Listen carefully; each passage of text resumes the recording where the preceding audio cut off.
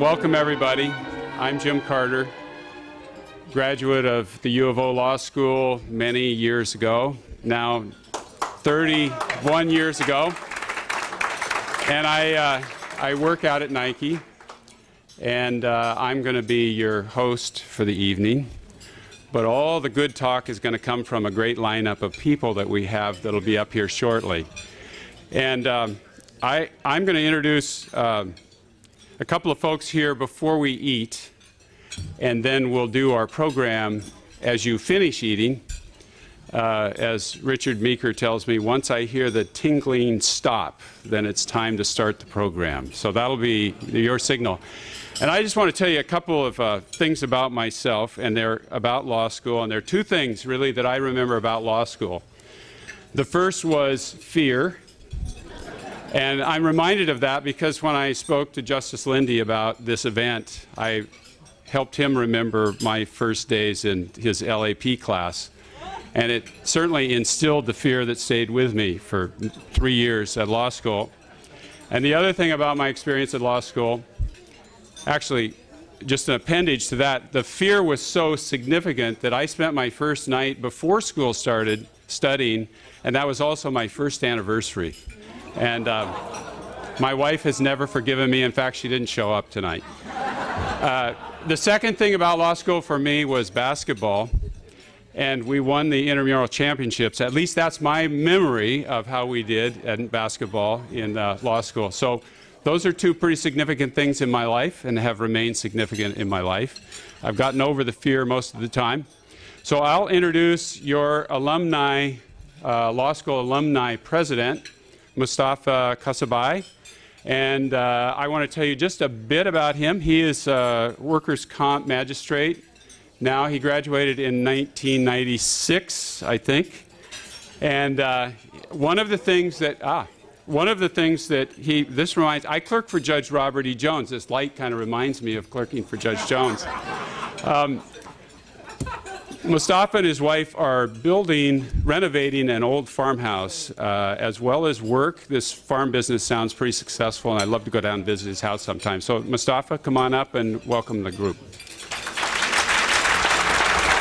Good evening. And just for the purposes of disclosing anything with respect to tax concerns, I don't have a farm business per se, so please keep that in mind. Thank you, Mr. Carter, for that kind introduction. There's a secret, isolated joy of the thinker, and that is that 100 years from now, after that thinker is gone, that men who may never have known who he was by name would continue to move to the measure of his thought. Now, I know Justice Oliver Wendell Holmes was certainly thinking of the kind of man that Justice Hans Linde is. And not only a thinker, but a teacher, a scholar, a writer, and an outstanding judge. There's no doubt that there has been a tremendous impact that Justice Linde has made on the rule of law and the contribution to this incredible legal community. And he did that certainly in the context of his lifelong commitment to public service, something that Justice Linde has inspired in so many people to commit their lives to. So Justice Linde, I want to thank you for sometimes those interesting coffee conversations that he was so willing to do, something so amazing and expressive of the humility with which you serve the people of the state. It's for that reason that I am just incredibly privileged that as president of our alumni association this year that we are honoring Justice Linde. Now,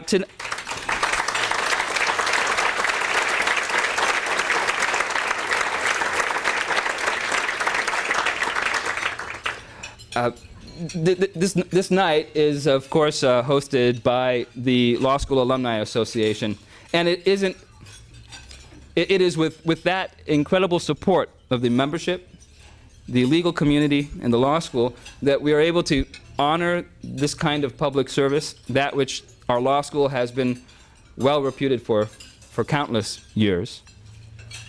It's with the Alumni Association that we are capable of continuing to cultivate our community and bring the amazing generations of graduates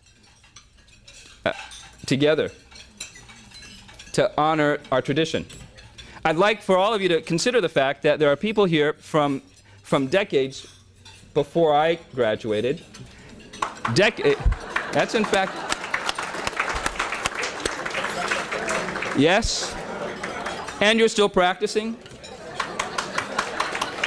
And a decade at least after I graduated. I'd like for those who have graduated long before to know that there is a long line of people, graduates coming down that road, who are incredible professionals and individuals committed to the development of the profession. And for those who are now graduating, please know that there is an incredible legacy of outstanding scholars and graduates that you can follow. Without our Alumni Association and your support, we couldn't do things like this, and for that, I thank all of you. So please continue to be involved in the law school, to be involved with the students who come down this pipe, and to be involved with our Alumni Association. Now, I'd like to thank a few people before I step down, and these are people that have been very much involved in putting this together. First, our sponsors for this. Commerce Bank has been a very generous, kind sponsor.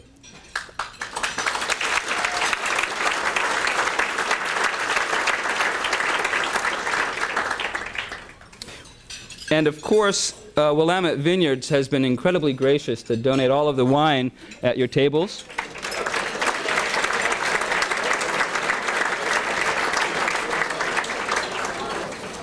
And Bridge City, our other corporate sponsor, has also been wonderfully generous in their reflection of a commitment to public service. So thank you.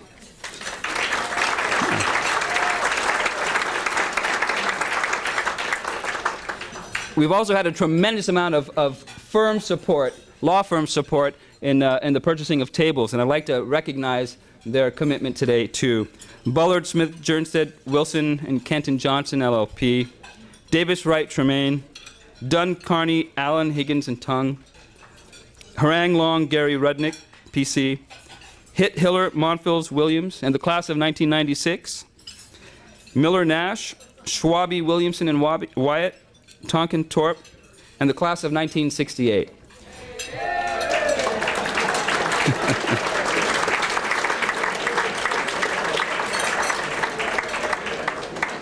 And every year we have a committee from the Law School Alumni Association that dedicates countless hours in coordinating this event and working with the law school and making sure it is implemented impeccably. And our chair for that committee this year is Allison Kruger from the class of 1996.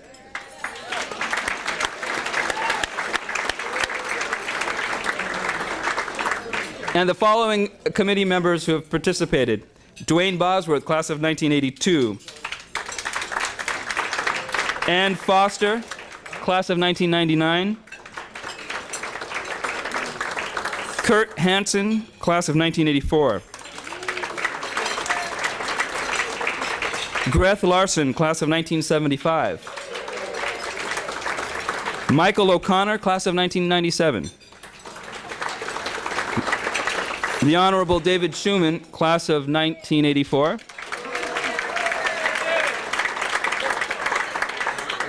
And John Stride, class of 1990. And some of the mechanics, the people who have worked in the trenches, making sure that every detail was managed properly, is Matt Roberts, the Director of External Relations, and his wonderful staff, Rachel Johnson and Marie Javdani. Thank you very much. Please give them a hand.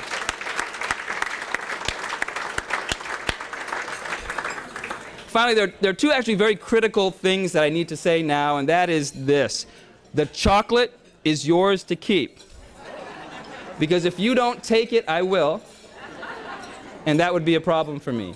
Now, the centerpiece also needs to go to the person whose birthday will be coming up at your table. There is no argument about that. It cannot be negotiated. Good. Now, I'd like to bring Mr. Carter back up to introduce our dean. Thank you very much. Next on our podium here is Margie Paris, and I just want to say, as in her role as dean, I do sit on the Dean's Advisory Committee, and actually I've had 2 stints. I got no retirement gifts, though, the first time I left, and somebody asked me about that today. Margie has been a wonderful leader for that group. She's energetic, collaborative, and effective, and that's made a real difference for the law school, and we all owe her a great debt of gratitude. And I know we have in our midst here some former deans. I saw Dean Scholes and talked to him. Saw Dean Laird Kirkpatrick here. Didn't know he was going to be here. And I may have missed somebody. I hope I didn't. I'm going to introduce some other people later. Barbara Aldave. So it's a wonderful tradition that we have of deans. They've done a great job, and Margie is certainly in that line of esteemed leaders. So Margie, thank you.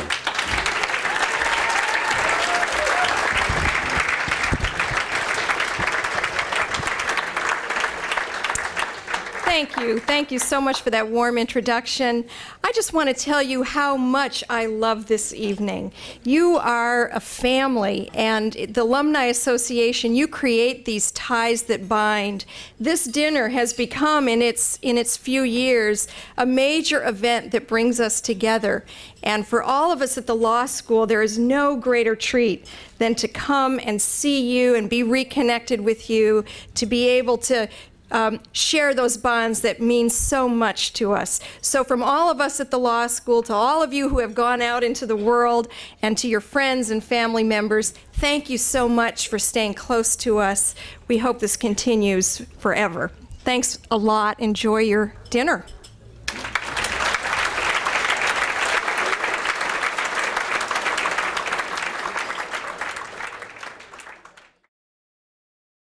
Thank you. While you are enjoying your just desserts, we're going to go ahead with the program. But before we do that, one of the things that I used to do when I was a lawyer was take depositions, and I've been sitting with Justice Linde here during dinner, and so I gathered up a few facts. And I have learned that it is his birthday in 2 days, so I think we should sing Happy Birthday before we get started here. Now, I'm going to leave it to John to start the song. Birthday to you, happy birthday to you, happy birthday, dear Linde, happy birthday to you.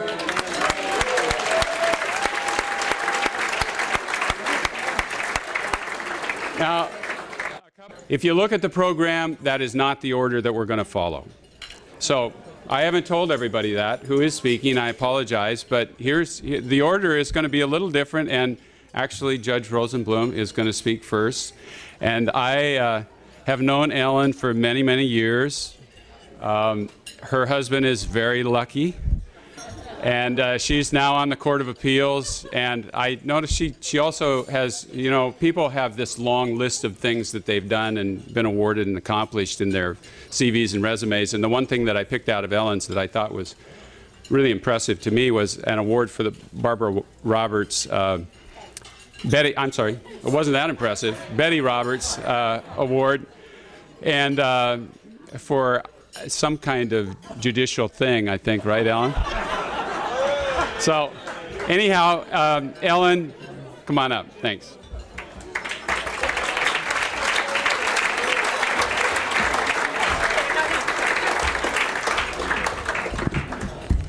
Well, good evening. My husband may be lucky, but I'm even luckier. So, anyway. Well, Judge Schumann, who organized some of the speakers tonight, may have thought that I was acting a bit greedy when I said to him upon hearing that Justice Linde was the recipient of this award that I had to be one of the presenters. Hans was friends with both my husband's father and my father before either of us came to the University of Oregon School of Law. So it was just meant to be that I should get to introduce him, I felt. Though Judge Schuman doesn't always do what I say on the bench, in this instance he gave in. So I have the distinct honor of telling you a little of Hans's life. Hans Linde, Professor Linde to me, was born in Berlin, Germany on April 15, 1924, to Bruno Linde and Louise Rosenhain. No surprise, as early as age 7, the young Hans knew all about the competing political candidates from reading the newspapers in Berlin. He had no access to radio or television. And he was fascinated by, as he put it, the international mess that was going on around them during the years before their mother took him and his brother to Denmark prior to the Nazi era. His father was a lawyer and judge in Berlin, and initially stayed behind to continue working, visiting them regularly in Denmark, and then arranging in 1938 to come to the United States once he had obtained a visa. Upon gaining permanent residence status, in 1939 the family came to New York. Finding immigrant life there in New York not to their liking, however, after only a few weeks, they headed west in a 1931 Buick limousine that Bruno and Hans literally found for sale on the streets of New York for $65. Traveling with all their belongings out Highway 30, approximately 200 miles a day. No one was expecting them, and they had no particular destination. If a place seemed right, they might have stopped sooner than Oregon. But as luck would have it, after 3 weeks, they made it all the way here and couldn't go any farther.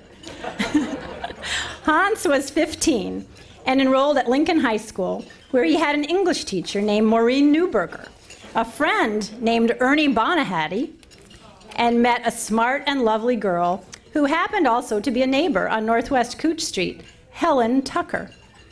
Helen was fascinated with this new student, and other than brief stints in the military that separated them, it seems they have been together ever since.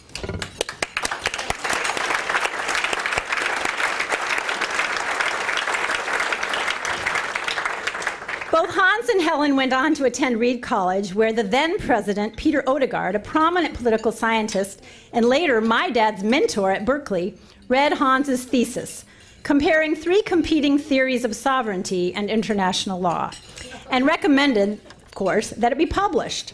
Hans and Helen both served in the military during the war, she in the Waves and he in the Army, where he served in 1945 in the 414th Armored Field Artillery Battalion in the European Theater. They took a brief leave from the military to be married in Portland by Judge Crawford of the Multnomah County Circuit Court. Anybody know him? Apparently, Helen made the more spectacular entrance at their wedding, nearly parachuting in, but I'll leave that story for Hans to tell if he has time. After graduating from Reed, Hans attended Bolt Hall Law School, where he served as editor-in-chief of the Law Review. He has a great story, which concludes with, "I owe it all to Earl Warren." But suffice to say, he was handpicked to become Justice William O. Douglas's clerk, and Hans and Helen were off to Washington, where they remained, with a few stints back in the West, through Hans's work with Richard's dad, Leonard Meeker, at the State Department, giving counsel to the U.S. mission to the UN General Assembly, and his years that followed as legislative assistant to Oregon Senator Richard Newberger from 1955 to 1958. The rest of Hans's career is history, with which most of us are much more familiar, and about which you will be hearing more from others in the next few minutes. My dad, who served briefly as Reed College president in the late 1960s, took great pride in alums like Hans and Helen, and enjoyed his ties to the Oregon Law School, thanks to Hans, Dave Frohnmayer, Larry Kirkpatrick, and others. And actually, he was the professor of the current dean, Margie Pierce, at Northwestern. So he was always very, very fond and would have been very proud of you, Margie. Hans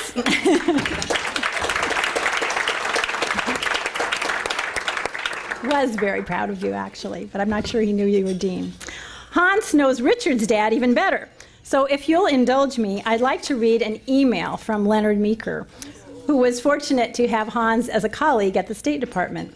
Leonard just turned 91, and until recently, he lives on the Outer Banks of North Carolina, so he wasn't able to make it here tonight. But until recently, he would come out to visit us, and occasionally he and Hans and Helen would get together during these visits. And here's what he has to say of his recollections of Hans's years at the State Department. And this is just some excerpts from a letter that I'll give to you, Hans and Helen, at the end of the evening. This was just sent the night before last. It is surely appropriate for Hans to be receiving the university's award. Hans came to the United States with his family when he was quite young, the menace of Hitler to everyone in Europe having become clear. I recall his telling that before leaving home, his family spent one or more vacations on the Danish island of Bornholm in the Baltic Sea. This seemed an indication of some family attitude and atmosphere of adventure. When Hans came to the State Department, he and I were both in the United Nations branch of the Legal Advisor's Office. In those early days, I was an enthusiastic supporter of the United Nations. Hans understood very well the aspirations for the organization. He also looked with a somewhat critical eye on what were some of its shortcomings and had a realistic skepticism of its possibilities as a cure-all for international political problems. This was representative of Hans's complete independence of thought. He was not at all given to accepting received opinions. He could be critical of Supreme Court Justice William O. Douglas on some matters. This was characteristic of Hans, who was not sparing in his thinking about anyone just because of his liking for the individual or agreement with that person on many issues. In addition to working with Hans at the State Department, I had the pleasure of after-hours association as well. He and Helen were most gracious hosts in their home. As you can well imagine, the dinner conversations were lively and spirited. All of the above is consonant with Hans's outstanding career as a law teacher and as a judge. Knowing him has been one of the important values of my life. My warm congratulations and very best wishes go to Hans and Helen on this occasion. So,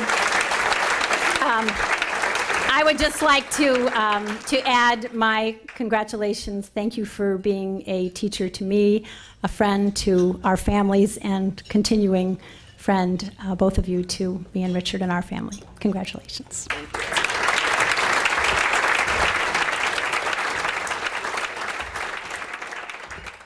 We're next going to hear from Barbara Aldave, who is the current head of the law and entrepreneurship at the University of Oregon, and is an expert in securities and corporate governance, and also committed to access to justice. And I just have to say, Barbara, I did Google you before I came up here, and I read a very interesting article about your 10 years at St. Mary's Law School in San Antonio. So a very committed person. So Barbara.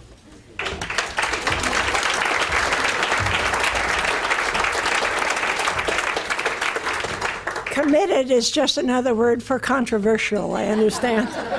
I am honored, controversial though I may be, to have been asked to be one of several introducers this evening of Hans Linde. I'm confident that the speakers who follow me will rehearse Professor Linde's and Justice Linde's many accomplishments, but I will tell you about some of my personal interactions with this wonderful man whom I first met some 43 years ago. During my second year of law school at the University of California at Berkeley, Boalt Hall, Justice Linde's alma mater, I had the good fortune, because my name fell in the alphabet between Abrams and Ginocchio, to be assigned to the section of constitutional law that was taught by visiting Professor Linde. His class was in a league by itself, then and now and forever. I was in awe of Professor Linde's intellectual gifts and analytical skills, and I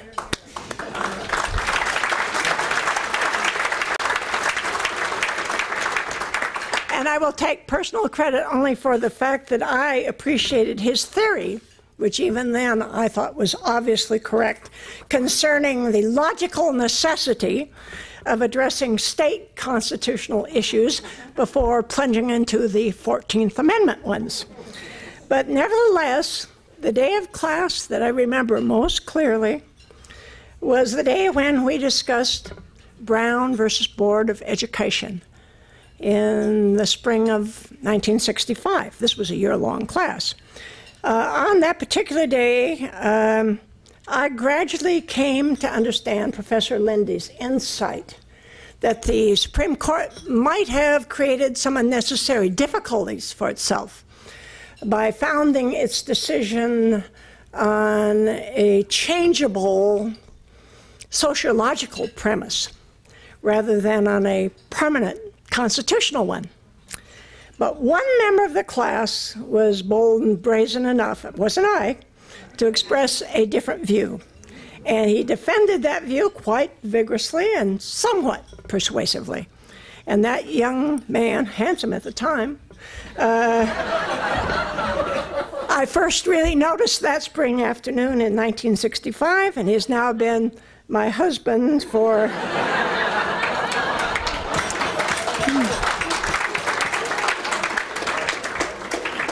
better and for worse, for some 41 years.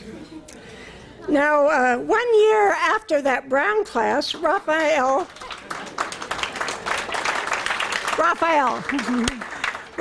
and I happened to pass through Eugene on our honeymoon, ostensibly on our way to British Columbia. He did not know until he married me that I get car sick, so I was more than happy when he decided we should stop in Eugene. What stopped us was that this was the week before Easter, and we noticed on a hill over the city a large, in fact 53-foot high concrete cross illuminated in memory, I guess, of the Bataan Death March, it was said. And as it happened, that cross had been the subject of our final examination in constitutional law. At the time, of course, we thought this hypothetical was a true hypothetical, and we were more than excited to see on our first trip ever to Oregon that the cross was a reality.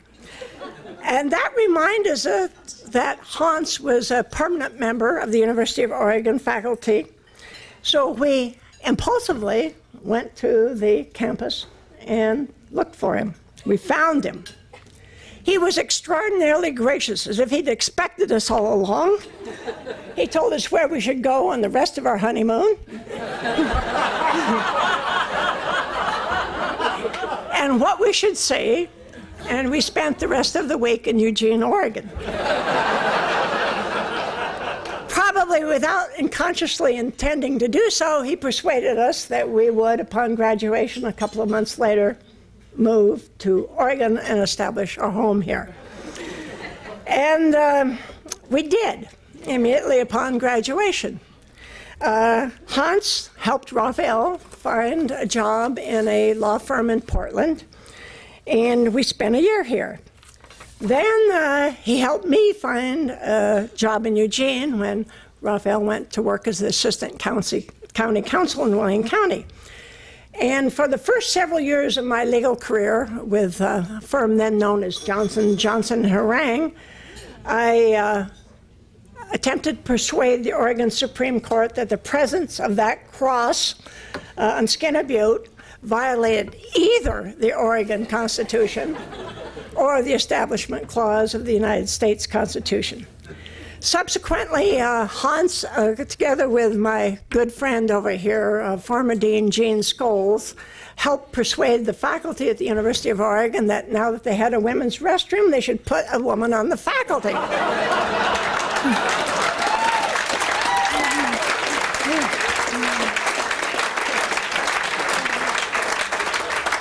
And as a consequence, I had a great pleasure of serving as one of Hans's colleagues, reading many of his articles before they were published, watching some of the Watergate hearings with him, hearing firsthand stories about this new Justice Rehnquist, who was a terrible poker player, and in general benefiting from his wisdom and great intelligence again.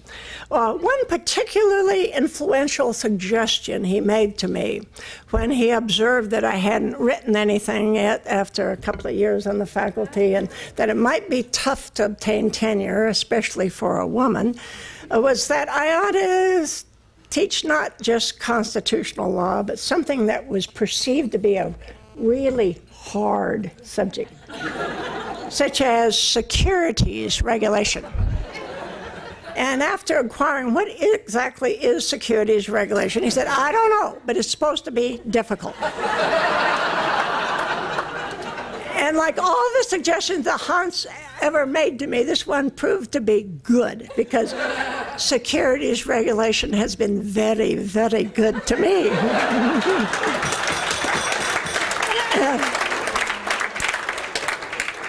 Now, until this evening, about the only recompense that Hans has ever received for all of the favors that he has done for me and Raphael, both knowingly and unknowingly, as a matchmaker and a tourist guide and a mentor and an advisor and a true friend, was our willingness to take care of his and Helen's dog, Coco, whenever they were visiting at schools outside Oregon. So tonight I have a chance to say it publicly. Thank you, Hans, for being one of the brightest lights in all senses in my life. And thank you for being not only a great professor and a great justice, but for being a wise and thoughtful and kind and longtime friend.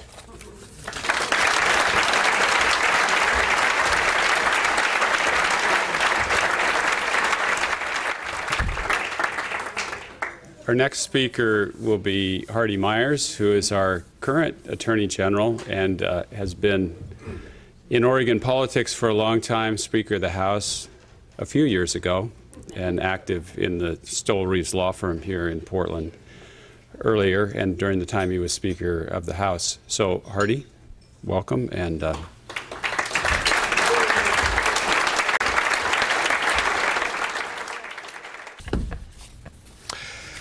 thank you very much, Jim. It was a fateful stroke of luck that brought me into the Oregon Law School at a time that I could come under the tutelage of Hans Linde. There then began a relationship that has lasted in different forms and settings to this day, 46 years later. And it is the significance of that relationship for my life that makes the opportunity to offer a few brief remarks tonight such a very special privilege. When I entered the Oregon Law School, I did so as a very young man who wanted to practice law, but who I think more fervently hoped that training in the law would help prepare for at least a part-time service in public, in government and politics, elected government and politics, if I could get elected. And looking back, I can't imagine that anywhere in the country there was any law faculty member whose capabilities and interests would more elegantly and powerfully match up against a law student with those dual interests, law and politics. For Hans, of course, I came into relationship with not only the finest legal mind and the finest law teacher I've known, but also the keenest student of government and politics I've ever known. And also a person whose palpable interest in and devotion to good government, whose respect for public service was really a true inspiration to me. When I successfully ran for the legislature some 10 years after law school graduation, our relationship entered a new phase. We became active collaborators in several policy undertakings, including the development of a plan for partial public finance of elections, state elections, which the 1975 legislature referred to the ballot, and which sadly was rejected by the people of Oregon in 1976. During my second legislative term, I had the opportunity to begin to try to return the favor to the great man. One morning, Governor Bob Straub called me up. I was then chair of the House Committee on the Judiciary, and he said, "I'm considering appointing Hans Linde to the Supreme Court of Oregon. And what do you think about that?" Well, I had only a moment or two to decide how to tell a governor of Oregon politely that he would be a damn fool if he didn't appoint Hans to the court. But I did respond, I think appropriately. In wording I can't exactly recall, but I believe I said in substance that I thought it would be one of the really great achievements of his administration. And, of course, as you know, the appointment came. And I don't imagine that my conversation with Governor Straub was decisive in any way about that decision. I suspect he was probably calling me to simply confirm a decision that he had already made. But if I contributed even a little to Hans's appointment to the Supreme Court of Oregon, that was probably the most important contribution I've ever made to government in Oregon, or ever will make.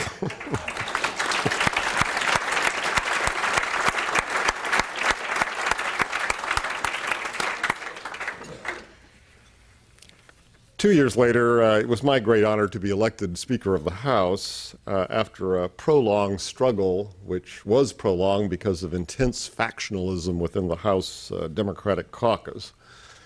That struggle ended about 2 a.m. in the morning, and when I was elected. And there was absolutely no question whom I would presume to call and would be honored to call to come over to the House to swear me in as Speaker. And the news reports of the oath-taking, of course, referred to Justice Linde as the Supreme Court Justice who would make house calls. And so our relationship in terms of collaboration about policy and discussions about policy continued even beyond his appointment to the court, without, of course, touching in any way appropriately on his role as a justice. Somewhat over 10 years after my legislative service, I became a candidate for Attorney General. The relationship with Hans came alive again and bore a tremendously important fruit pretty immediately. After winning the primary election 10 years ago, it was, I think, widely assumed that having done so, I would probably be elected in November. But without necessarily accepting that view, I knew that I wanted, if able, to be if elected, to be able pretty immediately to make the most important administrative decision that any Attorney General has to make, which is to appoint the Deputy Attorney General. I was discussing this issue one day with Hans, and I mentioned 2 or 3 names that I was considering. He commended to me David Schuman, who was then a member of the Oregon Law School faculty and a former judicial law clerk of Hans's.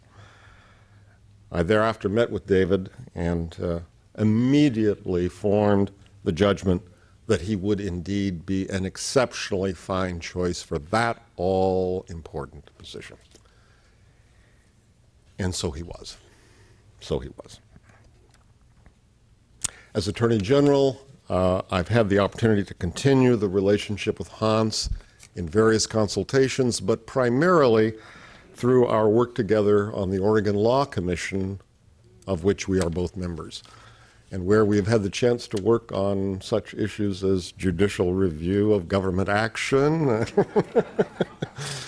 but most recently on the comprehensive reform of the Law Commission of Governmental Ethics in Oregon.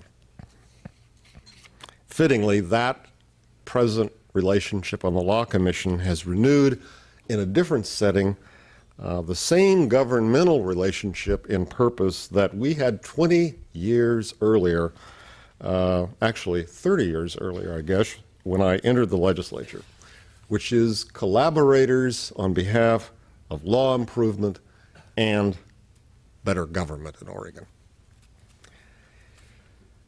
Hans has generously and publicly shared his tremendous intellect, his learning, his judgment in many ways, shared it in many ways, by teaching, by his various forms of public service, most importantly, I suppose, as a member of the Supreme Court of Oregon, by his writing, his wonderful writing, inside and outside judicial service, and by his personal friendship and mentorship with so many different individuals.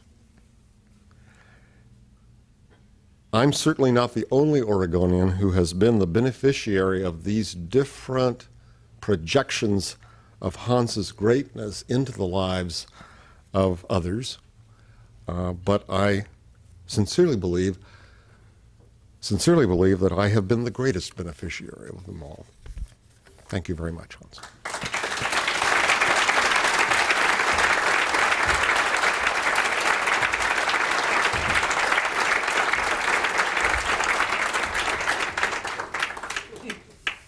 Thank you, Hardy. Our next speaker is Jennifer Friesen, who now lives in Taos, New Mexico. And she clerked for Justice Linde and spent somewhere around, I can't believe 20 years, but teaching at Loyola Law School in Los Angeles. So Jennifer.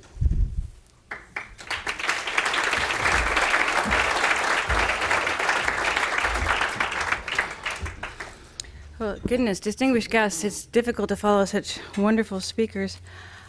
I suppose I'm here partly because David Schuman dragooned me, and partly because I've been both a student and a law clerk of the judges, and partly because I could omit no opportunity to state publicly my love and admiration for this man. In the fall of 1976, I landed in then Professor Linde's constitutional law class. Something was about to happen to me. I thought I was pretty hot stuff till then. The student grapevine had warned us that Linde, as they called him, the diabolical creator of the LAP class of the first-year curriculum, was maddeningly inscrutable in class. This being the most unforgivable of all offenses which can be charged against law professors by students, to be maddeningly inscrutable. And so he was.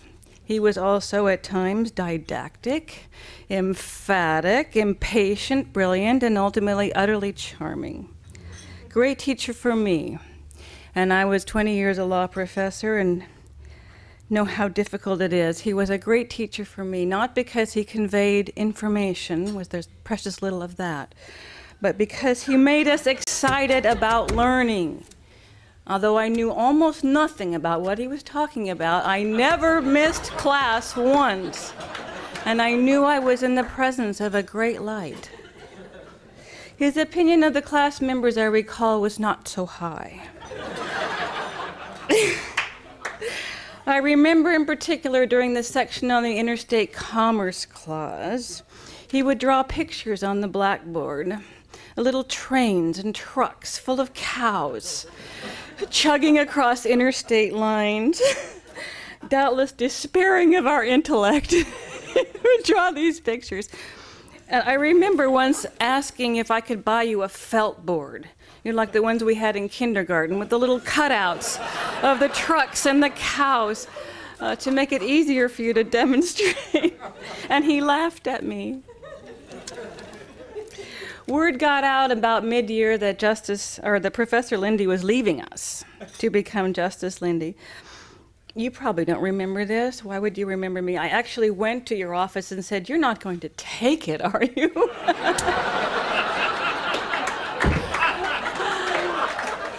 And you laughed at me. I was grieved that you were leaving. Not aggrieved. That was judicial review. But I was grieved. And I was going to lose this great excitement that had come into my intellectual life. But by great good fortune in the offices of Millie Carmack, you told me, I got to be your judicial clerk the following year, following after Rex Armstrong. Of course, no one can cuddle up to an intellect as great as Judge Linde's and come away unchanged. To his clerks, he was part dad and part God. We worshiped him and we adored Helen and Coco. My subsequent professional life as a professor and a treatise writer on state constitutional law is unimaginable without the life-changing year that I spent as his clerk, for which I am eternally and profoundly grateful. But at the time, was I any good to him? To tell you the truth and spare me future humiliation, or further humiliation, I should say, I'm sure the judge helped me a lot more than I helped him. My intellectual speed at that time, and I think I speak for many of the clerks, it felt much like an inchworm trying to catch up to a roadrunner. Nevertheless, I inched along and I could never go back. How could I explain his effect on his young admirers? Ultimately, we were enchanted, I think, not only by his personality and warmth, but also by his manner of thinking, a kind of problem solving that I came to think of simply as great art. As has often been said, great painting is not so much a matter of technique, but a way of seeing. And Judge Linde saw. He saw the lovely lines of the law underneath the ugly crust of precedent. He saw that, did he not? Did he not? Did he not? He saw the frog in the tadpole. He saw the butterfly in the grub. And when we, blockheads though we were, sometimes saw what he saw, it made our hearts beat faster. Finally, I wonder how many of you know what Hans Linde's favorite fairy tale was when he was a child. Did anybody ever ask him this? I did. That year I was clerking for you, I thought I'd do a little psycho-sleuthing, and I just casually asked him one day, "Is there a favorite fairy tale you had when you were a child?" Then you looked at me and I thought, oh my gosh, I've offended. He looked serious and he said, "Jennifer, I am surprised you would ask me that question." Of course, it was The Emperor's New Clothes.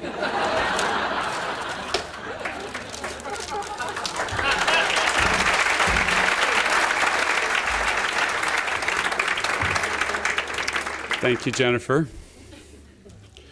Our next speaker is David Schuman, who is current member of the Court of Appeals, has a lengthy history in the academics and judicial side of the law, and has done really all of the legwork around the coordination of this wonderful group of speakers tonight. And so, David, it's your turn.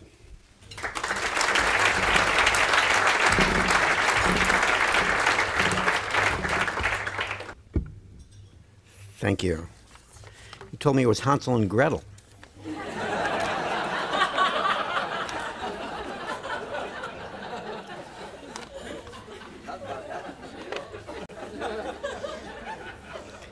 I've always believed that the feature of my resume that was responsible for Hans Linde's decision to hire me as his law clerk in 1984 was my PhD. Not because he was impressed with the dubious erudition that the degree might have implied to a naive person, But because since arriving in this country at the age of 15 and mastering our native tongue as his third language, Hans had harbored a secret ambition to be in a position from which he could correct the grammar of a genuine, native-born, certified doctor of philosophy in English.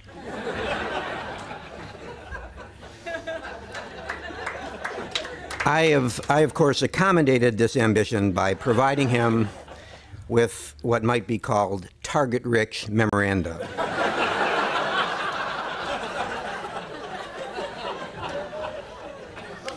And so, in briefly relating to you some of the things I have learned from Hans during our 23-year relationship, I have to begin with the first thing I learned, which was this: never use a comma before a conjunction connecting a compound predicate.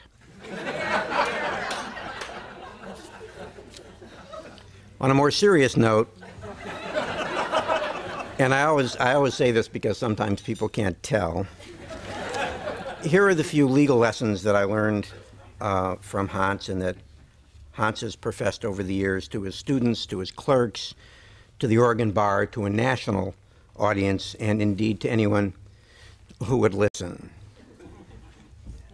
Templates, doctrines, formulas, and verbal catchphrases such as strict scrutiny or compelling governmental interest — Jenny is groaning over there, I can see — are almost always substitutes for engaging in the rigorous legal analysis that is required of judges and lawyers.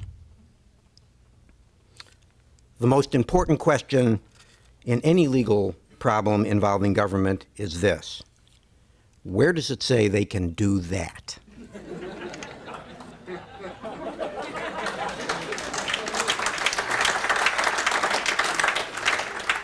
The interpretation of a constitutional provision or a statute must always take account of its text.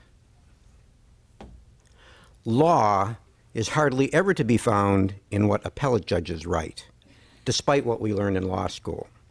It is almost always to be found in what politically accountable legislative bodies enact. Now, important as these lessons are, they're not the most important ones that I and many others have learned from Hans. The most important teachings are apparent in his pedagogy and his jurisprudence, but they extend beyond, and here are a few. Well-established beliefs and venerable rules deserve periodically to be re-examined in order to determine whether the world on which they were founded has eroded out from under them. When presented with a choice between doing what is easy and doing what is right, do what is right. When presented with a choice between doing what is popular and doing what is right, do what is right. And finally, this lesson from the words of Plato's Republic that are actually inscribed on the Capitol building in Salem, words that I think capture what the Frohnmayer Award was created to recognize and what Hans has always exemplified. The human mind knows no employment more worthy of its powers than the quest of righteousness in human affairs, no goal of its labor that is superior to the discovery of the good in the guidance of life. Thank you.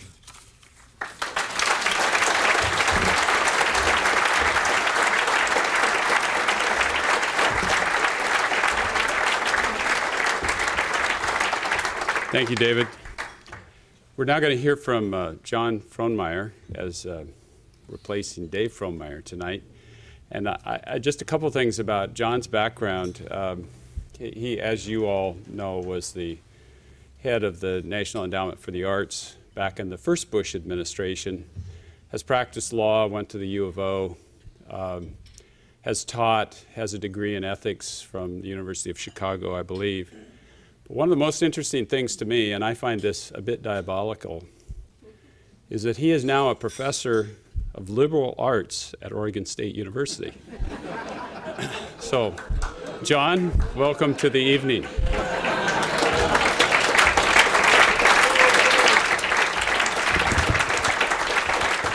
I have been around the art world long enough to know that those of you who have a red dot on your name tags are sold.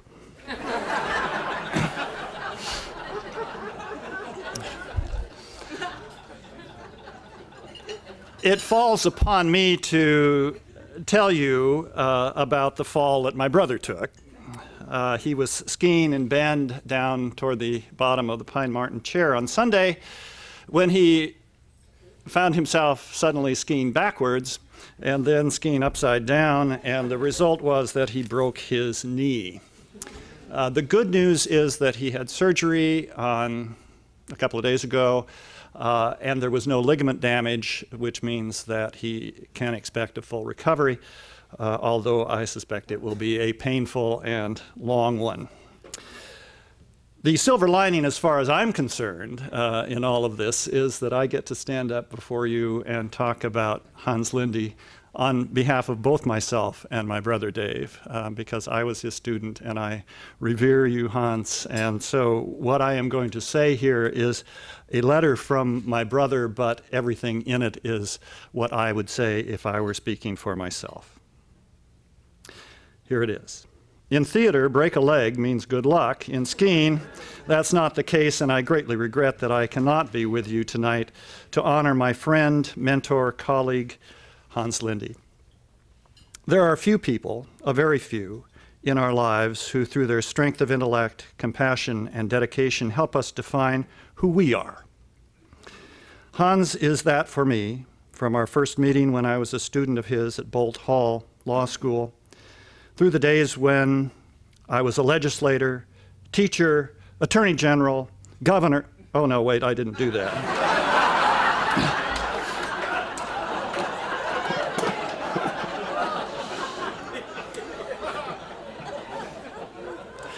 He has been a constant champion of the state constitutions. Look first to the state constitution and its supporting laws before looking to the federal constitution.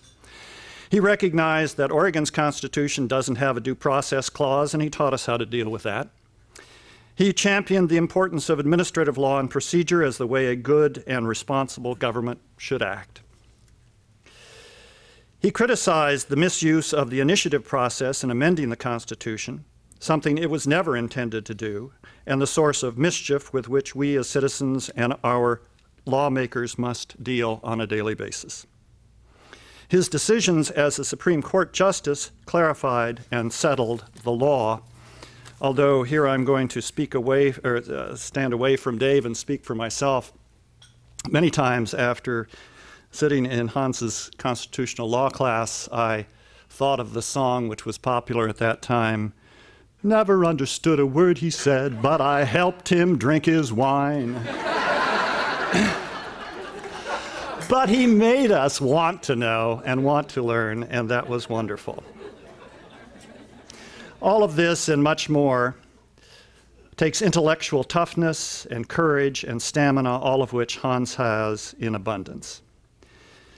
What makes a good teacher is passion and dedication, and to both of us, to Dave and myself, he has been an inspiration. And then there's humor, because humor has always been a part of Hans's persona as well. And a few years ago, the Washington Post had an invitational in which they asked people to take the words of the Constitution and rearrange them to make new statements of law. And let me just share a couple of those with you. Remember, all of these words are in the Constitution. No person of excessive tonnage shall remove his jersey at a public event. Or, between September and December, it shall be prohibited to call any holding penalties against the Washington offense in that they cannot control themselves. Hans taught us over and over, read the words, read the words. We have worked together over the years, teaching, co-authoring a law review article, and most recently serving on a committee studying how to make Oregon government more responsible and responsive. The scope of his career in public service, teaching, the Supreme Court, public citizen, more teaching, and writing has enriched all of our lives. And so, Hans, speaking for both my brother Dave and myself, if education is what remains after we have forgotten all that we have been taught, then you are responsible for our education, and we revere you and praise you for it. Thank you so much, and please come up. Please come up.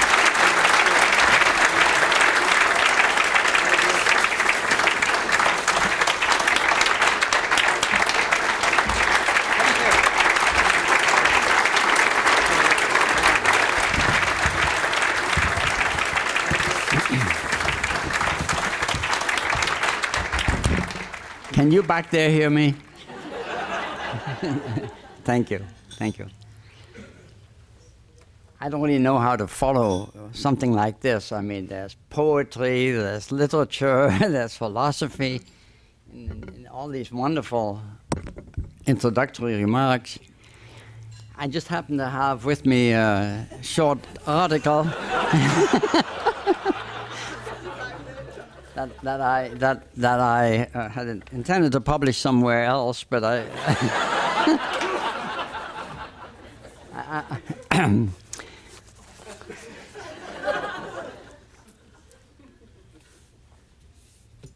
actually, if you look at your program, you'll notice. Can you hear it? That's better out of my face. If you look at your program, you may notice that there's a list of speakers. There's nothing there that says, I have to speak. And as a matter of fact, there's nothing there that says, I'm authorized to speak.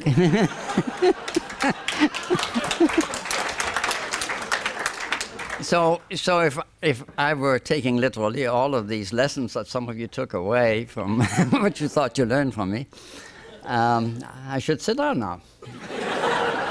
Thank you very much. However, I am very grateful to all of you for putting this thing together. It's a wonderful occasion, as I'll end up by saying again. I do want to say it really is too bad about Dave Frohnmayer's accident. I'm sure we all wish him the best of luck to get back to on his legs and then back to work as soon as possible. And I'm very grateful to John for stepping in. As John said, Dave was a student of mine. As a matter of fact, in that same year that I was only in Berkeley that 1 year, when Barbara Aldave and Raphael were in the second year class, and Dave Frohnmayer and a classmate of his named Neil Goldschmidt were in the first year class and took this infamous LAP class from me. And I'm going to tell you something about that in a minute. But before we get to 1964, I should tell you how I came to be at the University of Oregon at all in 1954, 10 years earlier. And I was back home from Washington from the State Department, and I was engaged in Dick Neuberger's election campaign at that time, and I got a call from the memorable Dean Hollis, whom I had not met at that point, and he said, Mr. Linde,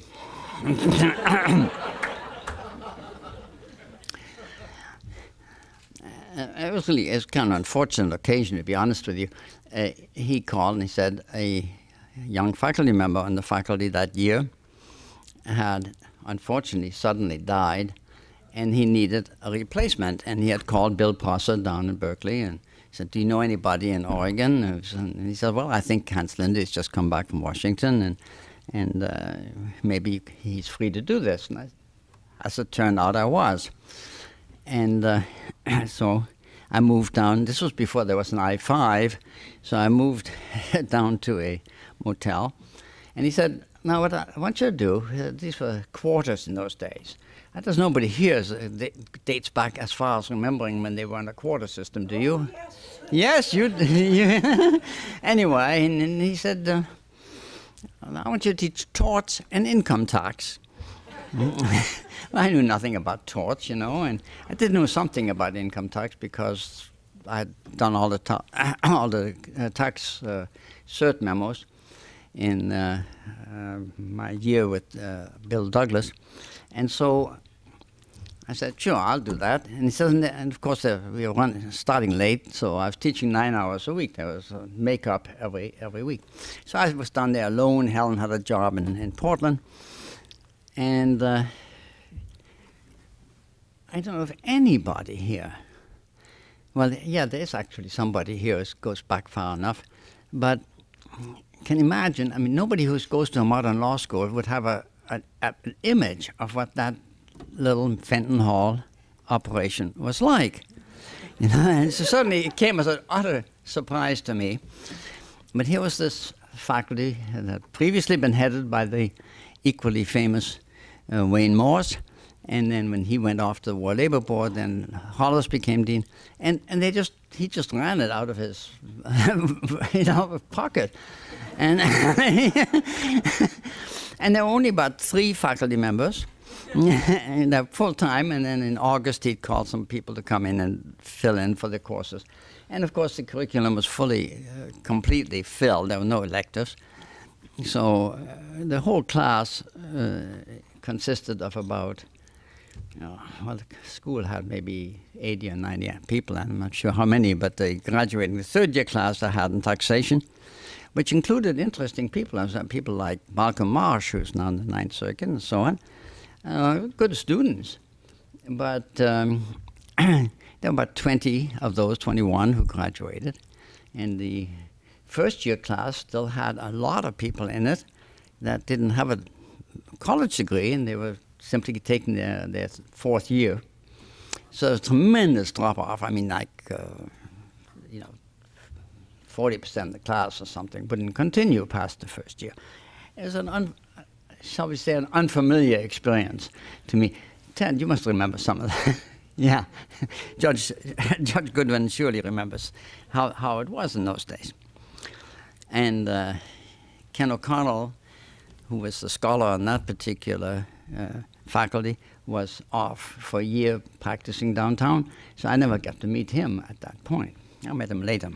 All right, that's how I first got there. But at the end, he thanked me, and I had a good time, and I liked the students. And incidentally, if anybody, I went to a final party, I remember, and if anybody has ever sees Malcolm Marsh around, you might ask him if he can still recite the entire Ganga Din. Because he did it at that final party, saying goodbye to the 3rd year class.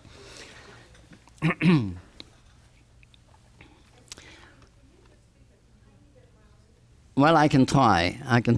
Maybe there's a volume control on this thing. I don't know. Is there? Just a distance. Well, I'm going to have to bring it up a little closer. How about that? Yeah, thanks for telling me. As has perhaps already been hinted at, I went to law school myself from Reed College, not with the idea of being a practitioner representing private clients. My father did that. I wasn't too enthused about it, partly because in those days he had to spend as much time collecting his bills after he completed the work as he did actually working. He became a lawyer in Portland. I'm not talking about Germany now, but he became a lawyer in Portland. And but I wanted to avoid becoming a professor. That was the motivation. Everybody at Reed College thinks that if you major in their field, that you're going to replicate them by going off to graduate school, get a PhD, and teach the next generation of people abstract and not so abstract, but highly intellectual activities. I didn't want to do that. So that's why I went down to Berkeley. and which was then the best law school, I'm sure, and perhaps still is the best law school in west of Chicago, and had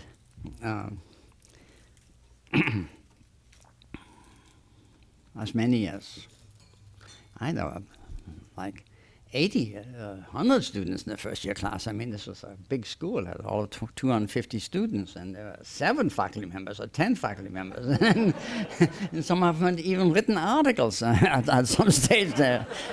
Very, very fancy stuff. And as somebody has already, I think, mentioned, I mean, I became editor of the Law Review, and then one day, Max Raden, who was on the faculty at that time, well-known professor, although I never had him in a class, picked all of Douglas's law clerks for him, and that's how he became a law clerk in those days. I mean, I got a note on my desk in the Law Review that says, "Dear Linde, I expect you know that Justice Douglas expects you in his chambers." October 1st. So then we went off to Washington.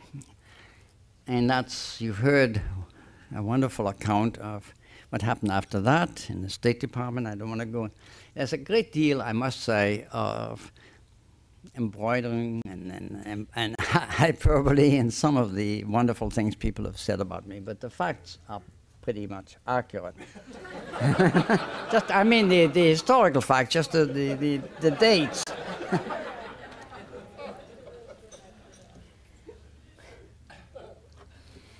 But what happened was really interesting, because at that point,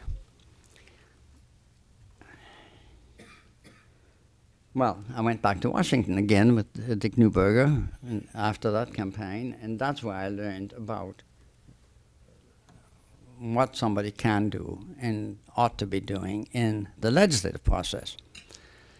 And he was another famous University of Oregon figure, and he and his relationships to Wayne Morse and so on have all been written up. It's a long, complicated story I'm not going to tell you here. But what is interesting, and I'll come back to it, and Mrs. Neuberger was indeed Maureen Brown, not Maureen Neuberger, when she was my English teacher at Lincoln High School. There's a theme here I want to draw to your attention. And it comes up later as to, what? So why am I here? I mean, why didn't I stay in Washington, as I might have, or something? Or in Berkeley in 1964, when they said, well, we brought you down here, we want to keep you. And the answer is very simple.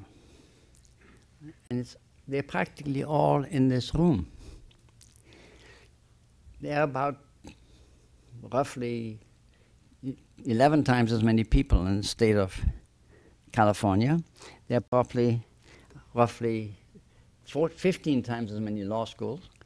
There's hardly a thing you can touch in a state that size in which there aren't scores of other people whom you don't know, never met, who want to do the same thing.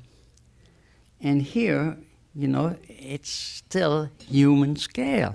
It's people you know and you can keep in touch with, and who there's plenty of work to be done. A state government in California doesn't have any problems that the state government in Oregon doesn't have, and it's only got 10% of the number of people who can do it, and the local and all of the other social and political events and activities. So, this was a wonderful place to be, and I loved it.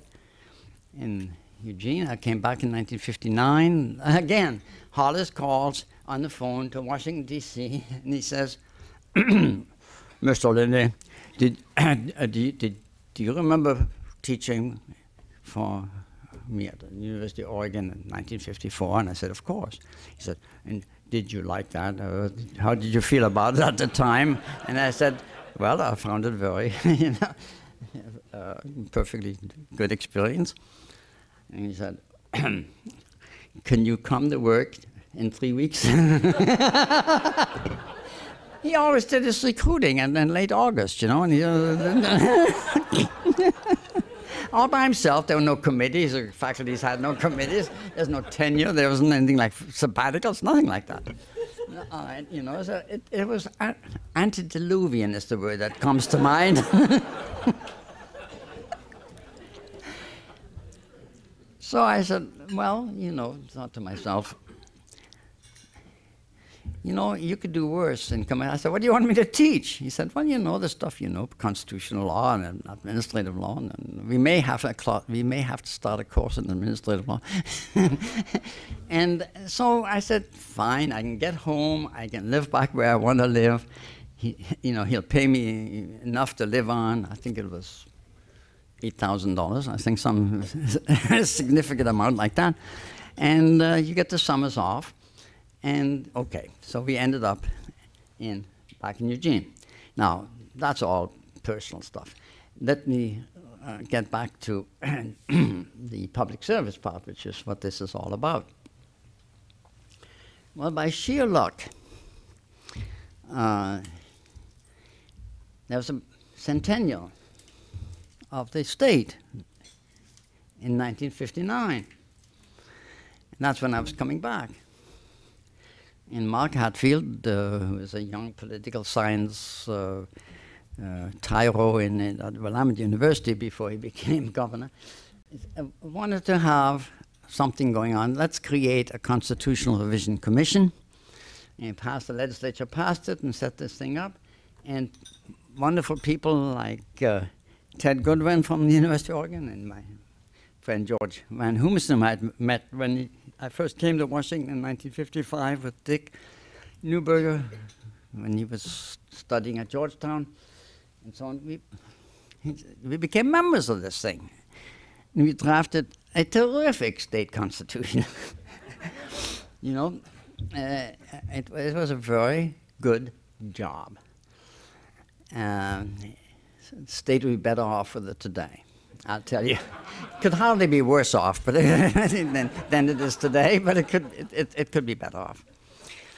So that was my first introduction to actually how these the senators and representatives and newspapermen and so forth were working at this kind of state level stuff.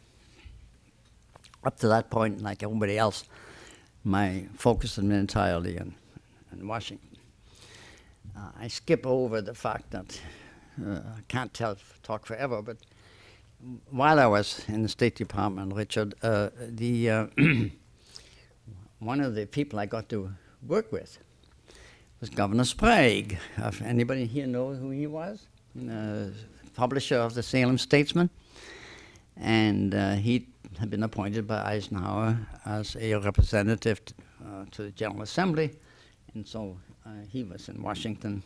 And there's a long story which I will not tell tonight, I guarantee you, about later on going to see him, about some skullduggery that the Republicans might have pulled that he needed to be told about so he could put his weight behind stopping it. In the campaign I'm talking about now. Now let me go on to something more up to date.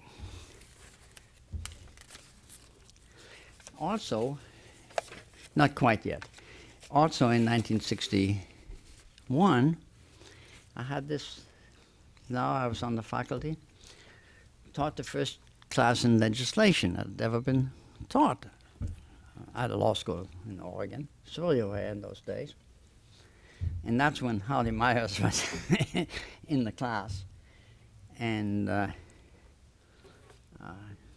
who's the other person I'm thinking about who's, Mike McClatchy was in that class also, I think.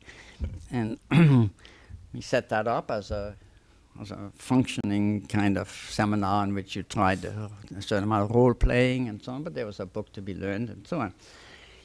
And we took trips from Eugene to Salem to meet with, what was he, the Silver Fox, was it? Senator Boyven, Bob Boyven's father, and so on. Harry Boyven, exactly, yeah, right.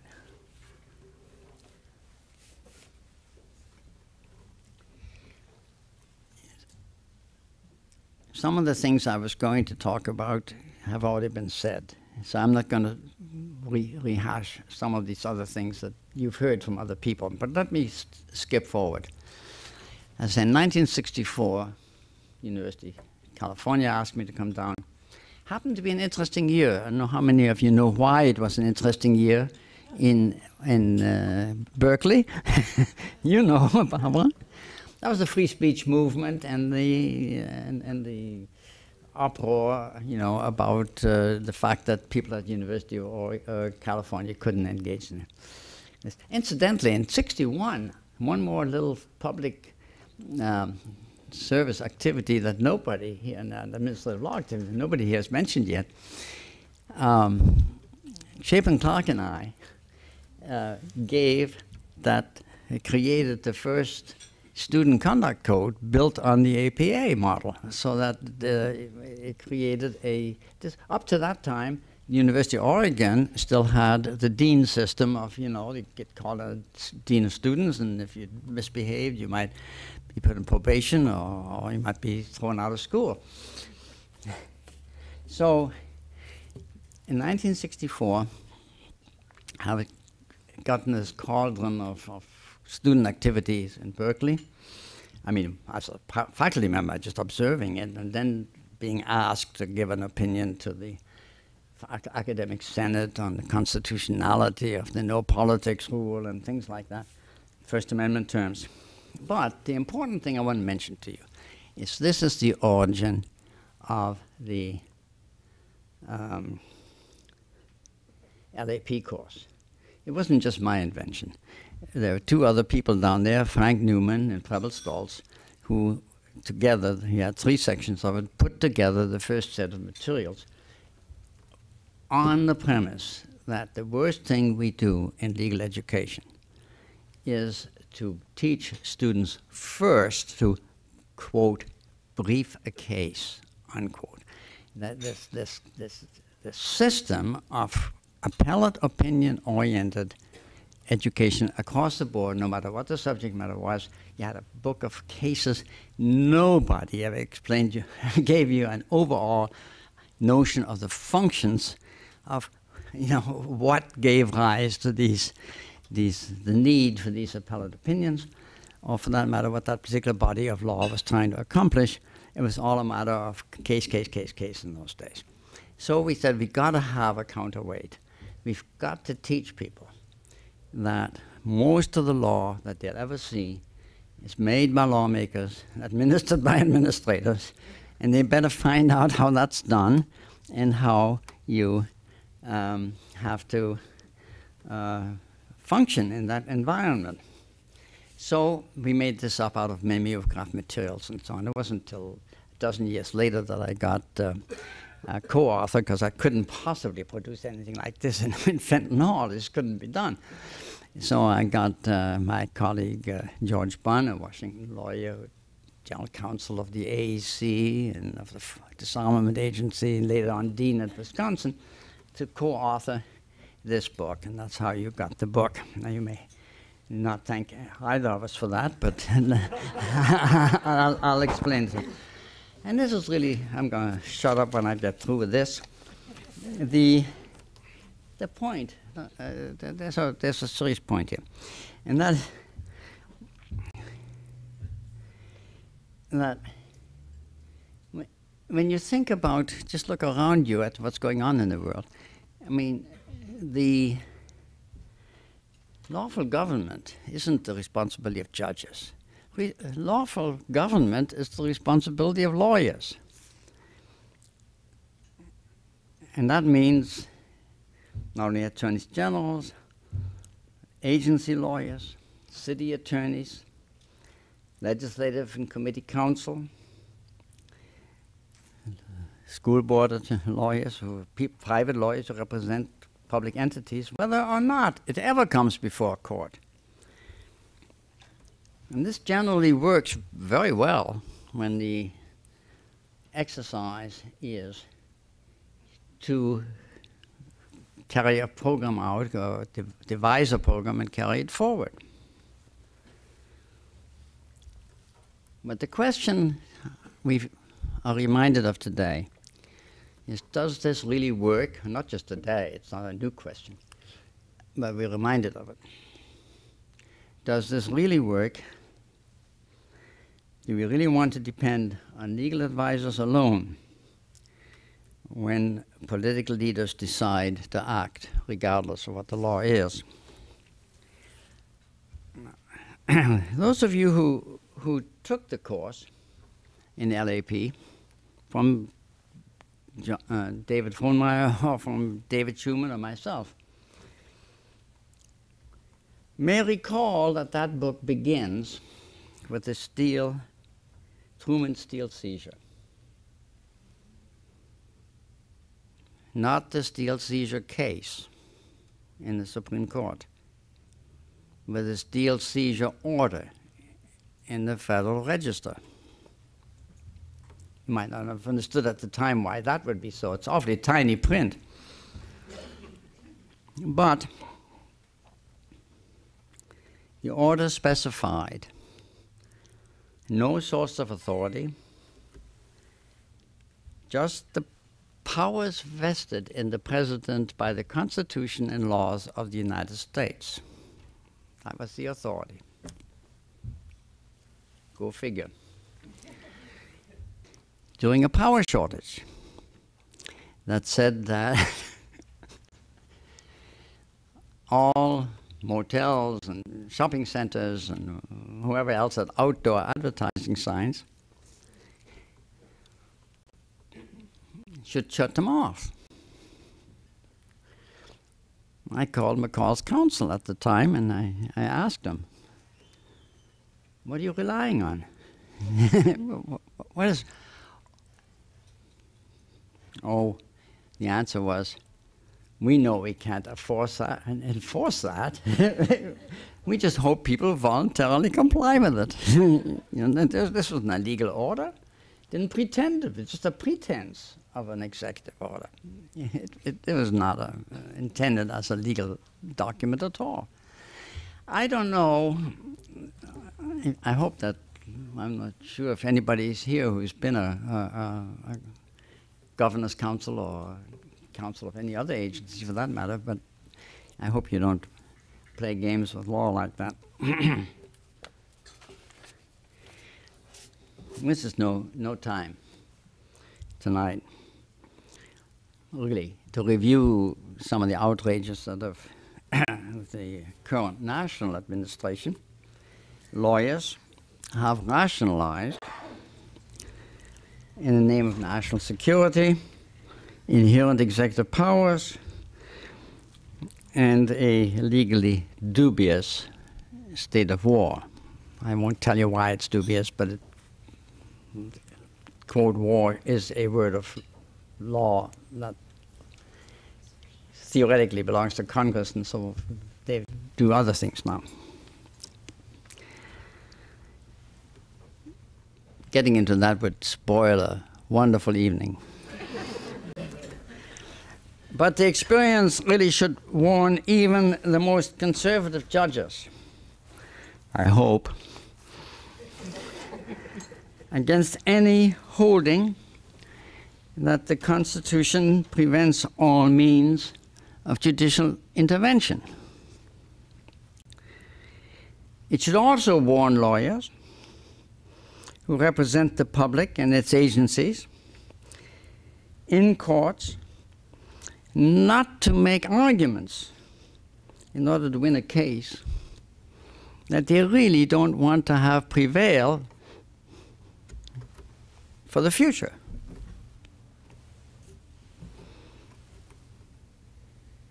For the larger good, that is, don't win a battle on grounds that may lose a war.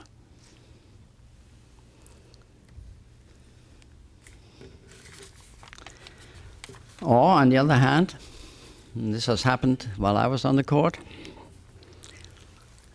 do not abandon defense of a lawyer because the opponent who wants it invalidated will pay the county's attorney's fees in order to preserve a useful, helpful precedent in the lower court, which is what's happened here in Multnomah County. Finally, let me thank you and the members of this committee who selected me for counting public service by some measure other than success. After 50 years, we have not reformed, but only deformed the Oregon Constitution, though we've got another anniversary coming up, sesquicentennial, and it would be a convenient time if anybody cared. Nice symbolic date for another attempt. Oregon lawyers still do not know, nobody's told them, and that Republican government imposes some rather useful limits on the use of the initiative process.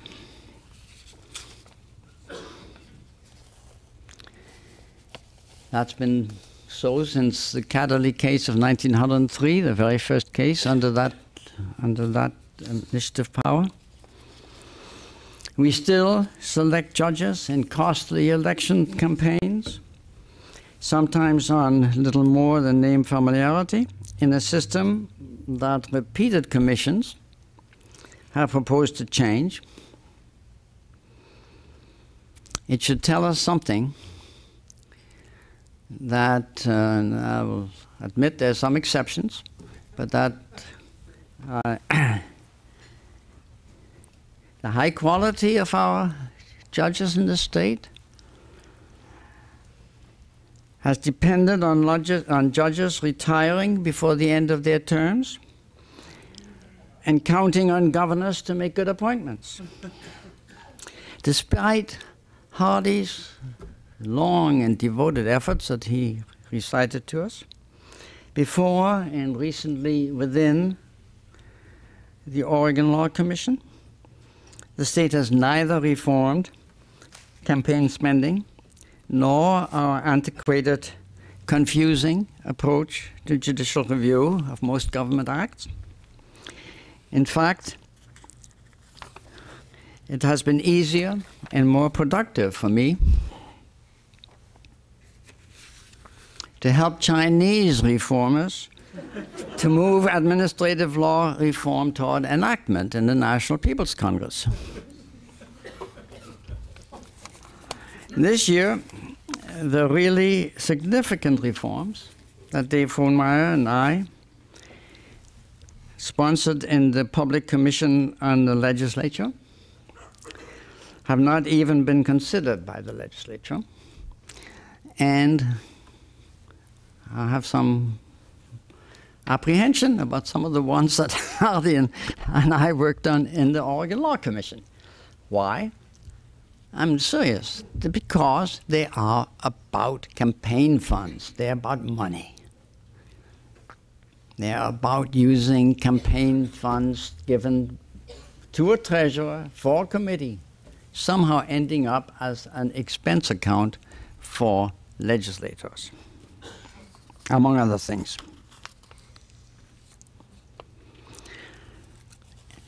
Finally,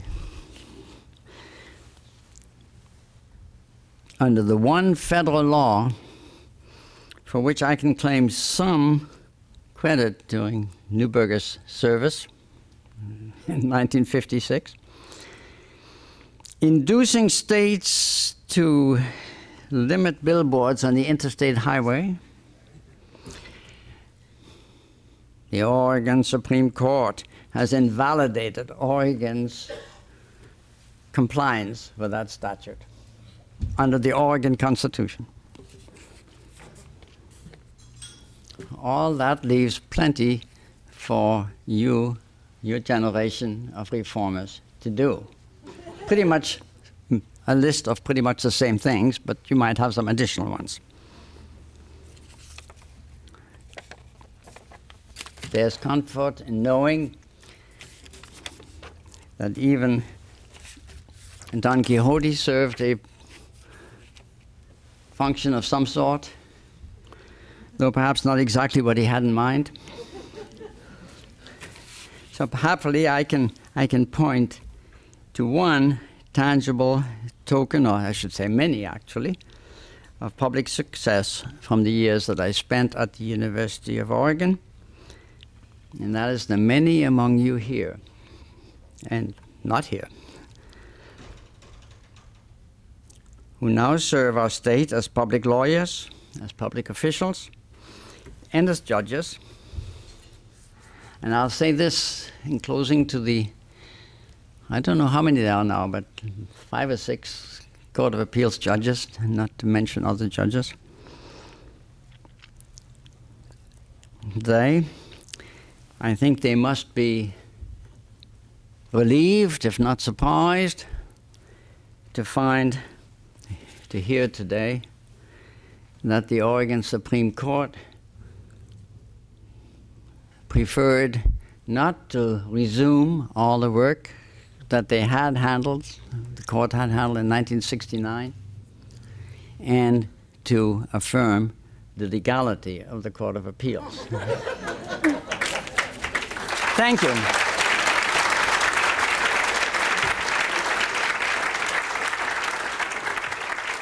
Thank you.